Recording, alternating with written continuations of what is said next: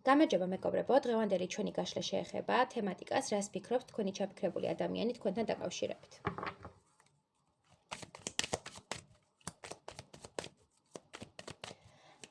სანამ გაშლას დავიწყებ, არ დაგავიწყეთ ვიდეოს და ლაიქება და კომენტარება და უკავშირი, იმიტომ რომ მნიშვნელოვანია ენერგეტიკული ბალანსისთვის. რას ფიქრობს ეს ადამიანი თქვენთან დაკავშირებით?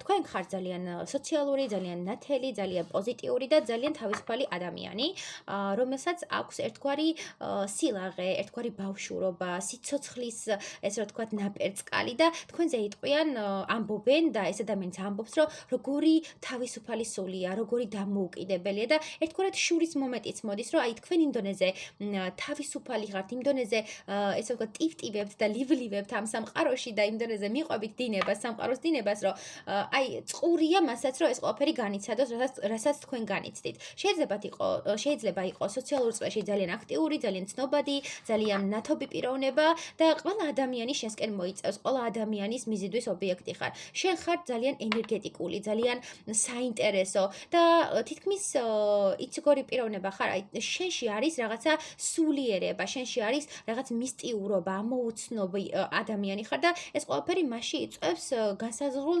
მიზიდულობას, განსხვავებულ ინტერესს. ეს ყველაფერი აფიქრებინებს, რომ შენ არა ამქვეყნიური ხარ და რაღაც შენში არის ღვთიური ძალა, ღვთიური ნიჭი, რომელსაც იყენებ კიდევაც, იმიტომ რომ შენ შეგიძლია ადამიანების ცნობიერების შეცვლა, ადამიანების, ესე რომ ვთქვათ, მიმართულების შეცვლა, შენში არის ენერგია, რომელიც ადამიანებს განახლებისკენ უბიძგებს, რაღაც სიახლეებისკენ უბიძგებს და შენ ხარ ამამოძრავებელი ენერგია ადამიანების. ძალიან საინტერესო ადამიანი ხარ მისი გადმოსახედიდან, ფიქრობს, რომ შენ შეგიძლია თქვენ შორის არსებული სიტუაციები სხვა დონეზე გადაიყვანო, სხვა რეალობაში გადაიყვანო და სრულად ახალი სამყარო შექმნა. კიდევ რას ფიქრობს შენთან დაკავშირებით? კიდევ რას ფიქრობს? ხო, ამ ეტაპზე მიფიქსირებს, რომ შენთან დაკავშირებით ფიქრობს, რომ ურთიერთობა დაპაუზებულია, დანგრეული შეიძლება ითქვას, მაგრამ უფრო დაპაუზებულს მიფიქსირებს და უფრო რაღაცა გაკვეთილების ცოდნის მომენტს. ანუ შენ რო გითხარი, შეგეძლია ადამიანი განაახლო და ასე ფიქრობს და რაღაცა შეცვალო მის ცხოვრებაში, შენ იყავი ამ ადამიანის ტრანსფორმაციული პარტნიორი. შენ შეძელი ამ ადამიანის ახლიდან, ესე რომ ვთქვათ,ახლებული პიროვნების დანახვება ამ ადამიანისთვის, შექმნა ახალი პიროვნების და ერთგვარად მასში გააღვიძე ინტუიცია, გააღვიძე ფიქრის მომენტი. აქამდე თუ რაღაცებზე არ ფიქრობ და რაღაცეები არ ქონდა გაანალიზებული, შენ უბიძგე ამ ფიქრისკენ. ანუ ამას მიფიქსირებს. ამავე დროს შენზე ფიქრობს, რომ როგორი შორს ვართ, დისტანციაზე ვართ, მაგრამ მაინც ვიზიდავთ ერთმანეთს, მაინც არის ჩვენ შორის ქიმია და მაინც ვფიქრობ, რომ არაფერი დასრულებულია ჩვენ შორის, პირიქით, ჩვენ აღვდგებით, ჩვენ ისევ ვიპოვით ერთმანეთს და რაღაც ოპტიმისტური განწყობაა შენთან მიმართებაში, მაგრამ ამბობს, რომ ეს ყველაფერი საჭირო იყო, იმიტომ რომ რაღაცეები ურთიერთობაში არასწორად მიდიოდა, რაღაცეები ურთიერთობაში არ იყო, ესე რომ ვთქვათ, ხილული და გაცხადებული და ამ ყველაფრის ფონზე თქვენ უნდა გაგევლოთ ეს ტრანსფორმაცია. ეხლა გადიხარ ტრანსფორმაციულ მომენტს და შენზე ფიქრობს, რომ ტრანსფორმაციული ქალბატონი ხარ, ან მამაკაცი ხარ. ფიქრობს, რომ შენ შეგიძლია სამყაროს მიერი განაჩენი გამოუტანო ამ ურთიერთობას და შენზეა ყველაფერი მონდობილი. იმიტომ რომ შენ გაქვს სიძლიერე, შენ გაქვს ღვთიური, ესე რომ ვთქვათ, წყალობა და აუცილებელია რომ გადაწყვეტილება მიიღოს შენ, უშუალოდ პიროვნებამ, რომელიც ეხლა ჩემს ვიდეოს უყურებს. კარგი, კიდევ რას ფიქრობ ამ ადამიანზე, ვინც ეხლა ლაივს უყურებს? კიდევ რას ფიქრობს?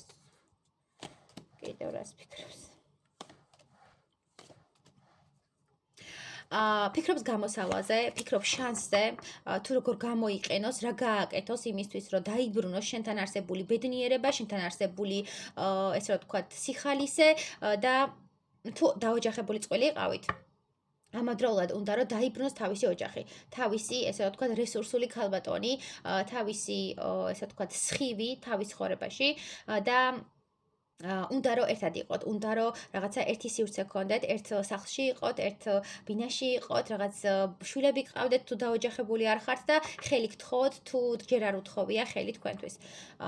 უნდა რომ რაღაც იპოვოს თავისი გასაღები თავისი ბედის გასაღები, ჯერჯერობით სტრესშია, ჯერჯერობით დეპრესიაში, მაგრამ ფიქრობს ამ ყველაფერზე, თუ რა გააკეთოს იმისთვის, რომ თქვენს მიმართ თქვენთვის ახალი გზები გაიხსნას, ახალი საზღვრები გაიხსნას და შეიძლება ცოლობაც კი შემოგთავაზოთ, ან დაოჯახება შემოგთავაზოთ, თუ ქალბატონები მიყურებთ. იმიტომ რომ აქ არის შანსი რაღაცა ხელის თხოვნის, რაღაც ოჯახურ სიტუაციაში შეკრების, გასტატუსების, ანუ სტატუსის შექმნის და რაღაცეები უფრო ხილულად რო წავიდეს. წეგან გითხარით, რომ რაღაცეები არის მეთქი დაფარული, ესე ვთქვათ, გაუცხადებელი და რაღაც ბნელით მოცული, ამიტომ სჭირდება ამ ურთიერთობას მეტი გაცხადება და მეტი, ესე ვთქვათ, სტაბილურობა და ამ სტაბილურობის შემოთავაზებაზე ფიქრობს თქვენ დამი.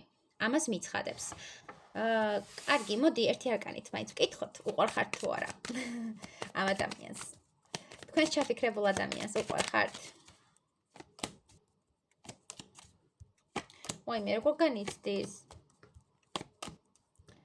თქვენ ჩაფიქრებულ ადამიანს უყვარხართ, მაგრამ ამ ეტაპზე ძალიან გულნატკელი, ძალიან განადგურებული, ძალიან დასტრესილი, არ იცის ამ სიტუაციებიდან როგორ გამოვიდეს.